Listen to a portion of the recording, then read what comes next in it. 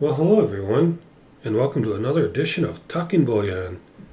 I made another purchase, bought some more constitutional silver. I bought it from my local resource that I've been buying it from, really since the beginning of this year, so it's been a pretty good resource for me, and I was able to pick up some more. So let's take a look.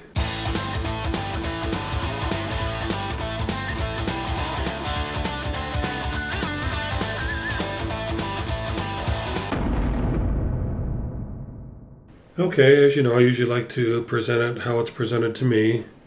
And so this is how I got it. It was in this big plastic bag. Kind of a nice bag. Can probably repurpose that for something that I need it for. Let's open up and see what I got here. So let's go ahead and open it out. Keep it open. 2 quarters. Alright. So here we go. 2 rows of quarters. Here's a roll of halves. I think most of them are Kennedy's, but there's a Franklin on top there. And some Walking Liberty halves. There's another Franklin coming by. And I also picked up 5 Barber quarters. And not a big fan of the Barber quarters because of the wear on them.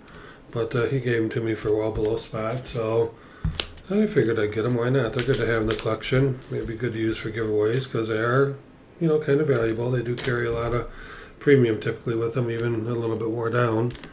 But this is what I picked up this time around. So why don't we go ahead and take a look and see what's in some of the stuff. So let me pull the quarters aside for a moment. And this is 25 dimes, supposed to be. I haven't counted them. And let's pull these other Barber quarters aside for a moment. We don't have to get them off the screen. Let's keep an eye on these beauties over here.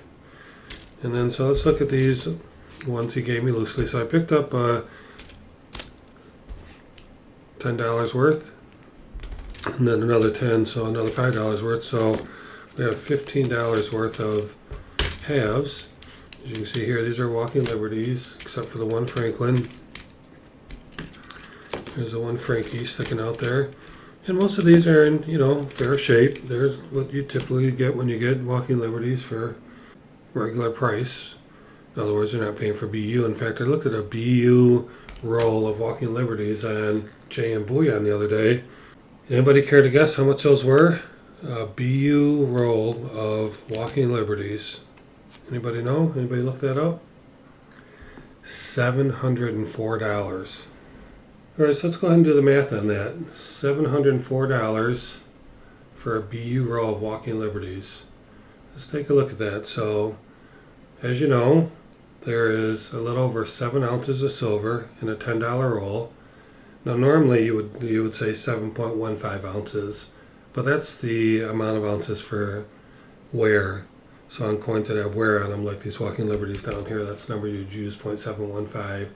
But if they're going to claim BU with no wear on them, then you would use 0.7234. So for $10 worth, you'd use 7.234. So there's 7.234 ounces of silver in a BU roll. So let's go ahead and do the math there. So if we do 704 and we divide by how many ounces of silver that's in there, which is 7.234, that works out to $97.31 per ounce. Almost $100 an ounce for BU Walking Liberties. Now I know that BU Walking Liberties are pretty nice to have and not that common. I buy quite a few of them and there's no BUs in there. But $97 an ounce, think about how much other silver you could buy for that. I just don't know that I'd make that investment and expect to get the premiums back out of it. So it was on J&M Bullion and it was out of stock. But I was just shocked to see $704 for a BU roll of Walking Liberty. So when I buy them, I never come to anything close to a BU, but that's okay. I'm buying them for the silver content, for the stacking value, and I would never pay $97 an ounce for it, that's for sure. Alright, so here we have 10 Walking Liberties, 9 Walking Liberties and 1 Franklin, 10 total, which is $5 face. So let's put those right here for now. And we'll put the walker on top because it's mostly walkers. Let's see what we have in here. So here's 20, which is $10 face, halves. You see the bottom's got, oh yeah, got Kennedys. Those beautiful Kennedys, huh? So put them down here, take a look at them. I believe they're all Kennedys except for, nope, we've got 4 Franklins right here. So we have 16 Kennedys, which I've got a partial roll Kennedy, so I'm going to be able to fill that up. And then we have 4 of the Franklins. Franklins are in, decent shape, pretty typical. But look at this guy. This guy's nice and shiny. Love that back. And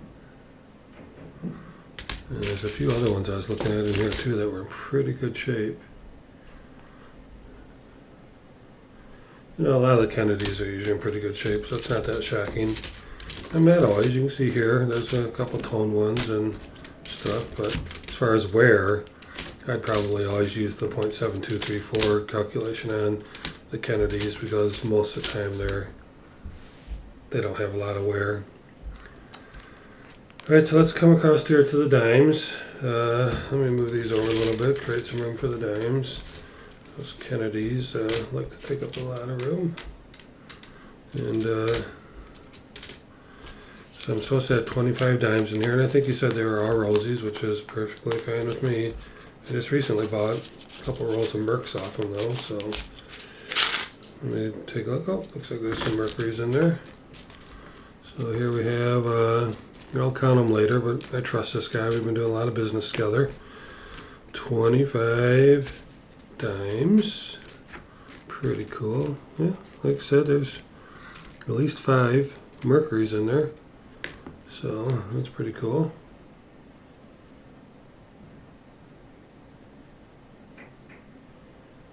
Nice. All right. So we have $15 worth of halves, $2.50 or 25 dimes. And we have these 5 Barber quarters. We'll throw those in the pile here in a minute.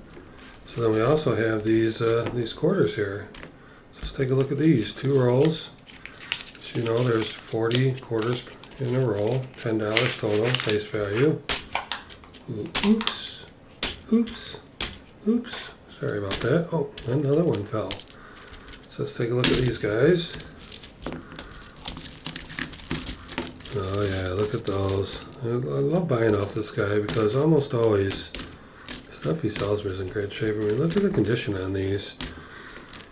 I used the 0.715 calculation on this, but I'll tell you, I've been threatening to weigh some of these because I wouldn't call these BU, but they don't have a lot of wear on them at all. So I'd be interested in weighing a full roll of silver BUs. Well, we know what it would weigh. I could just do the calculation and then weigh in one of these and see how close it was. So look at that, huh? A nice roll of quarters. And let's do another one here. Another roll of quarters. Put those babies down. Mr. Washington. Look at that, huh? Again, these things are in great shape. This one's got a little bit of wear on it. What is it, a 41? Think about all the pockets that thing's been in. My gosh. But overall, these things are in really, really good shape. Really happy with them. And then we have the Barbers to go with it. This Barber looks like it's got a fingerprint on it. Can you see it? Let's go to the coin cam for a minute. Take a look at one of these Barbers. Just get it on there for you. Look at that. Is that a big fingerprint or what? Sure looks like it to me. Wow, somebody put a grip on that thing. Well, kind of funny, really. Wonder whose fingerprint that is. Somebody back from the early 1900s, maybe. Maybe somebody famous. Maybe this thing's worth a ton. Look at that, huh? Typical Barber quarter. Let's just randomly grab another one from over here and see what this one looks like. yeah, this is how you usually get them, especially as junk silver. Now, a lot of people don't include barbers in their junk silver. Once in a while, you get a miscellaneous one in there, but normally, if you're buying barber quarters, even in this kind of shape, you're paying more money for them. So yeah, so I got myself 5 barbers just because he threw them in. That wasn't part of the original deal, but when I showed up to buy it off him, he said, "Hey, I'll sell you these 2 for below spot," and I said, "Sure, why not?" Okay, so if we do the math here, this is 27.69 ounces of silver.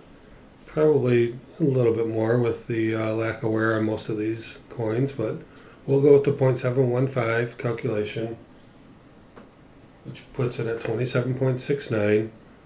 So if I do the math, this works out to $12.64 per ounce. So at the time when I purchased it, let me do the math on that one. I got it for $2.75 below spot per ounce. So how's that? Is that fantastic or what? So I'll go ahead and give you the number here. So if you consider the spot price for all this, it should have cost $426.15. $426.15. And what I paid for it was $350. So how's that? That's a $76.15 discount off of the total purchase. That's how much below spot I picked it up for. Then the math is pretty easy to figure it out. I just take $350 and divide by the total amount of silver in there, which is 27.69. That's how you get 12.64. So pretty awesome, huh? What a fantastic score. And again, make sure you go to junksilverguide.com to do the math. It's right there, first chart that comes up, first calculator. That's what I always pull up. It works on the phone. It works on a regular computer, obviously. And you can easily get to, what I really use it for is to figure out how much silver is in there. I want to know before I make an offer, before we agree to an offer, I want to know how much silver we're dealing with. And that's what I base my offer on. So I know if I'm getting it at a spot, that I should be paying a little over $426. So, going as that as your baseline is really cool. And the way I get it so low nowadays is because I have a working relationship with this guy. And he's been, giving me great deals because I've bought so much off him. So, pretty cool, huh? It's really, really awesome deal. Adding to my stack over 26 ounces. I'm pretty happy with it. So that's it for now. Thank you for watching. And if you haven't subscribed, why don't you go ahead and do that.